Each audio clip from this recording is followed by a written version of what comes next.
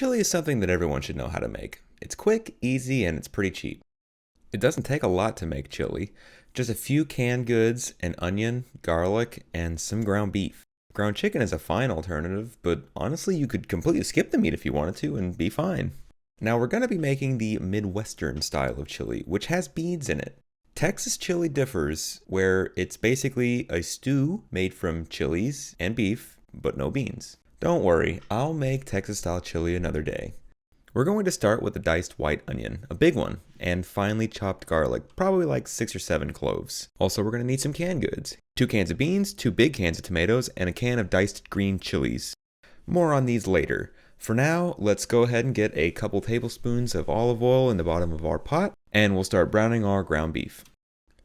You'll want it well browned too. You don't want it just cooked and gray. You want it to really brown, and you'll know you're doing it right when the hissing becomes more of a crackling. Compare. Hissing, water evaporating, not browning.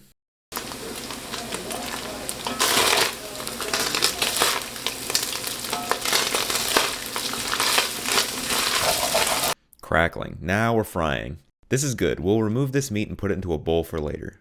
Now we're going to add an onion to our now empty pot. Put in a couple of teaspoons of some olive oil, and we're going to let that saute for a couple minutes so that it becomes translucent, and hopefully pick up a little bit of that browned meat on the bottom of the pot. And definitely scrape it to encourage it to let go. Now we can go ahead and add in our garlic. Now we're adding it later so that it doesn't burn. This garlic is chopped very finely. There's a ton of surface area in there, and it'll burn pretty quick. So it's a good idea to have your cans ready right now, opened, before you ever put in the garlic. Really, probably it's a good idea to open them before you start sauteing the onion. I did not, and had to take it off the burner to stop it from burning.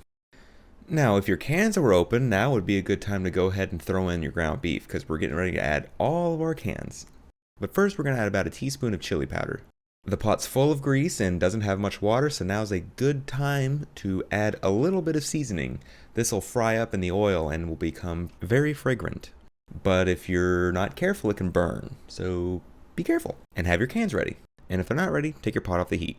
It's time to add our green chilies. Specifically, these are hatch chilies. Now, these are the chilies of your chili. Fresh chilies would be great in this.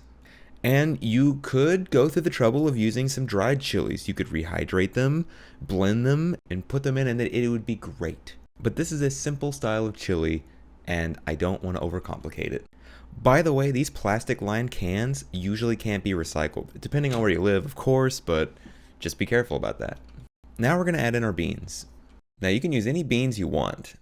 These are chili beans, but you absolutely do not have to use them. They're just pre-seasoned. You can just use plain, unseasoned, drained canned beans, whichever you like, black, pinto, kidney. They're all good choices. You'll notice I also added about a half a can's worth of water before adding in 2 large cans of diced tomatoes. These large cans, for what it's worth, are about 28 ounces, and the small cans are about 15 ounces.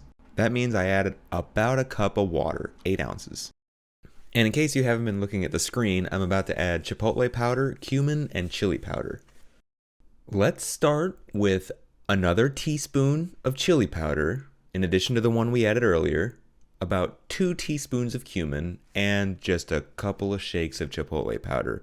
It can be strong to some people. I have a pretty high tolerance for spice. I definitely added more than 2 shakes, but you do you. This stuff is nice and smoky. It's great in chili. And it kind of makes up for the fact that we're not using dried chilies.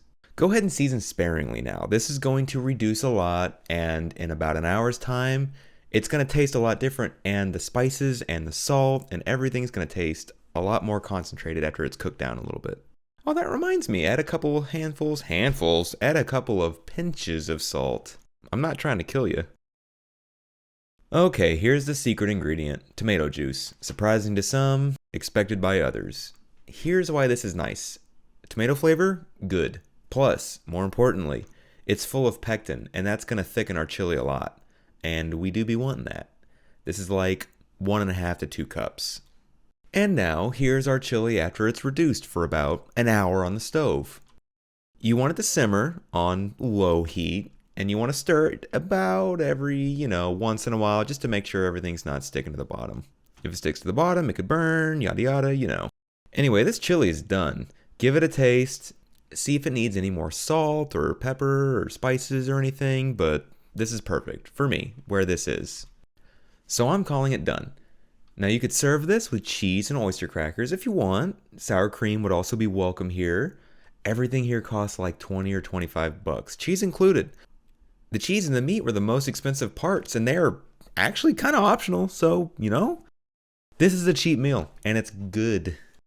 Give it a try sometime. Where'd it go? I'll be brutally honest, though. I have no fucking clue exactly how much of these I put in. I just shake until it feels right. Which, I know, that's not very helpful, maybe, but you can see about how much I'm putting in.